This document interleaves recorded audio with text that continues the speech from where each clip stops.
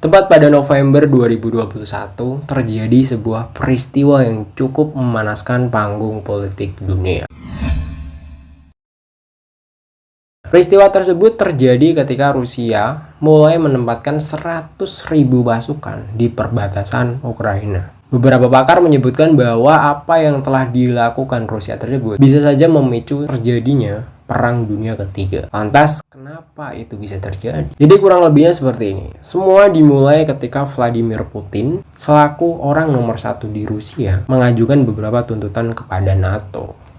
Untuk yang pertama, NATO harus menghentikan semua aktivitas militer di kawasan Eropa Timur. Kemudian yang kedua, NATO diminta untuk menghentikan kegiatannya dalam perekrutan besar-besaran anggota barunya. Kemudian yang terakhir adalah NATO tidak perlu lagi terlalu ikut campur dengan urusan-urusan di kawasan Eropa Timur. Namun, jelas saja NATO menolak untuk mengabulkan tuntutan yang diberikan oleh Vladimir Putin terhadap aliansi tersebut. Karena NATO menganggap bahwa seharusnya Rusia tidak punya hak untuk mengatur-ngatur kegiatan yang dilakukannya. Di sisi lain, mereka melakukan aktivitasnya tersebut berdasarkan kesepakatan dengan negara yang bersangkutan, yaitu adalah Ukraina. Terlebih juga, Ukraina adalah negara yang telah berdaulat dan telah merdeka dan sudah lepas dari bayang-bayang Rusia. Tapi ternyata nih, terlepas dari memang faktanya seperti itu, Rusia benar-benar tidak main-main dengan beberapa tuntutannya tersebut. Vladimir Putin mengancam bahwasanya kalau tuntutannya tersebut tidak terpenuhi, dia bakal melakukan invasi besar-besaran terhadap negara tersebut, yaitu adalah Ukraina. Jadi Rusia mempunyai narasi bahwa penempatan ratusan ribu tentara di perbatasan adalah bentuk dari antisipasi atas ekspansi NATO ke Eropa Timur. Dan itu adalah bagian dari reaksi terhadap hubungan intensif Ukraina dengan aliansi negara-negara tersebut. Lantas, kenapa Ukraina?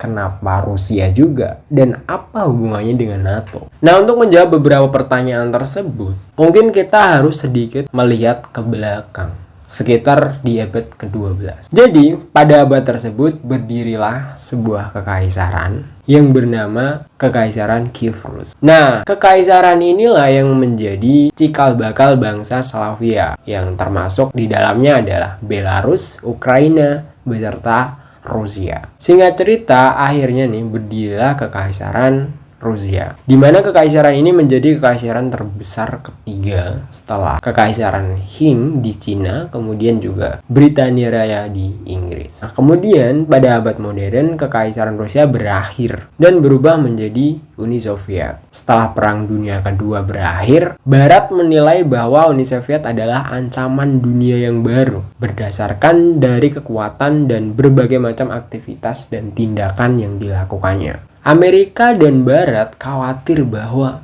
Uni Soviet akan melakukan invasi besar-besaran menuju arah Eropa. Kemudian untuk mencegah dan mengantisipasi hal itu jika terjadi, pada tahun 1949 Amerika dengan beberapa negara di Eropa membentuk sebuah aliansi militer terkuat sampai dengan sekarang, yaitu adalah NATO. Nah, sejak saat itu dunia terbagi menjadi dua blok, yaitu adalah blok Barat kemudian blok Timur. Disitulah terjadi perang dingin antara kedua blok tersebut. Kemudian singkat cerita, pada tahun 1990-an ternyata Uni Soviet itu runtuh dan berdirilah negara baru yang bernama Rusia. Namun demikian, salah satu wilayahnya pecah dan memilih berdiri sebagai negara yang merdeka dan berdaulat. Negara tersebut ialah Ukraina. Nah, maka dari itu, jika kita kembali ke era sekarang, yaitu di saat munculnya isu di mana Ukraina akan merapatkan barisan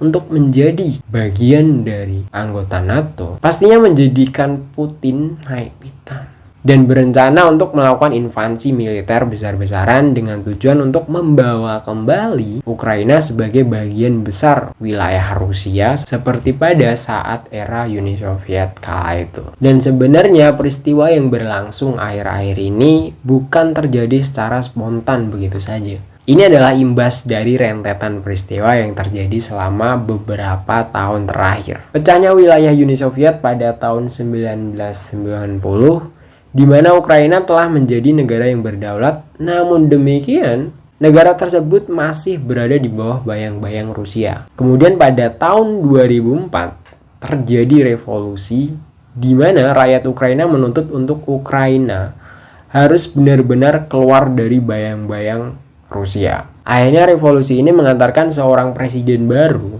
yang bernama Viktor Yushchenko. Nah, Viktor Yushchenko sendiri ingin benar-benar membawa Ukraina keluar dari bayang-bayang Rusia dan berpihak pada Barat. Tentunya keadaan tersebut membuat Rusia merasa tidak nyaman. Akhirnya Rusia melakukan beberapa tindakan dan strategi dengan tujuan menjadikan Ukraina berpihak lagi pada mereka. Ternyata hal tersebut benar-benar terjadi pada tahun 2010. Terpilihlah seorang presiden bernama Viktor Yanukovych, di mana dia adalah seseorang yang memiliki kedekatan dengan orang nomor satu di Rusia, yaitu adalah Vladimir Putin. Intinya singkat cerita, saat itu Ukraina kembali lagi pro dengan Rusia dan memutus semua hubungan dengan Barat.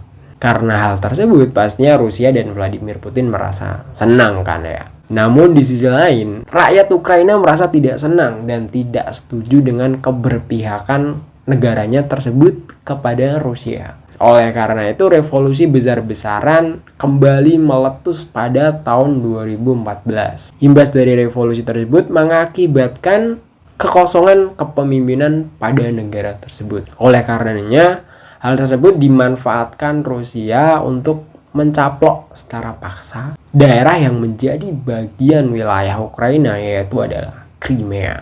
Kenapa Crimea? Karena Crimea itu berada di kawasan Laut Hitam, dan Laut Hitam di era Uni Soviet itu masih berdiri. Itu menjadi salah satu basis militer yang sangat penting. Tapi ternyata bukan cuma sampai di situ saja. Rusia juga menyalakan api pemberontakan dengan mendukung gerakan separatis yang berada di Ukraina. Namun demikian, pastinya Rusia membantah tentang hal tersebut.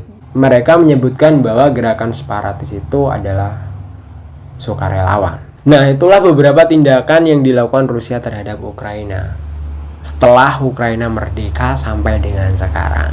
Kemudian di era sekarang, kenapa itu bisa meletus lagi dan sempat bersih tegang pada 24 Februari kemarin? Di saat ini Ukraina dipimpin oleh Vladimir Zelensky, yang mana ternyata beliau juga anti terhadap Rusia. Vladimir Zelensky juga menyatakan keberpihakannya secara jelas kepada Barat. Vladimir Zelensky juga menyatakan keinginannya untuk bergabung menjadi bagian dari NATO. Nah, hal itulah yang menjadi salah satu alasan di mana Rusia akan melakukan invasi besar-besaran kepada negara tersebut, yaitu adalah Ukraina. Lantas, apakah akan terjadi perang dunia ketiga? Melihat dari beberapa rangkaian peristiwa yang terjadi dan siapa-siapa saja yang bakal terlibat dalam perang tersebut, perang bisa saja terjadi dan bisa saja tidak, kalau ternyata berakhir dengan kesepakatan tertentu pastinya. Tapi memang belum tahu pastinya sampai sekarang, karena ya kita bisa lihat di berita-berita sampai sekarang juga situasi masih cukup memanas dan kedua belah pihak belum menemui titik terang. Tapi yang jelas ini adalah keadaan geopolitik yang cukup menarik dan cukup mempunyai latar belakang yang sangat panjang. Kenapa akhirnya hal tersebut bisa terjadi? Tapi ya semoga saja perang tersebut tidak terjadi, karena pastinya akan berimbas kepada perekonomian dunia pastinya. Oke, mungkin seperti itu sedikit yang bisa gue sampaikan. Apabila ada beberapa peristiwa dan kejadian yang kurang tepat ketika gue menyampaikan, boleh banget diberikan kritik ataupun saran yang mungkin bisa menjadi bahan diskusi kita di kolom komentar di bawah. Sekian dengan gue Rian, see you on the next video, bye.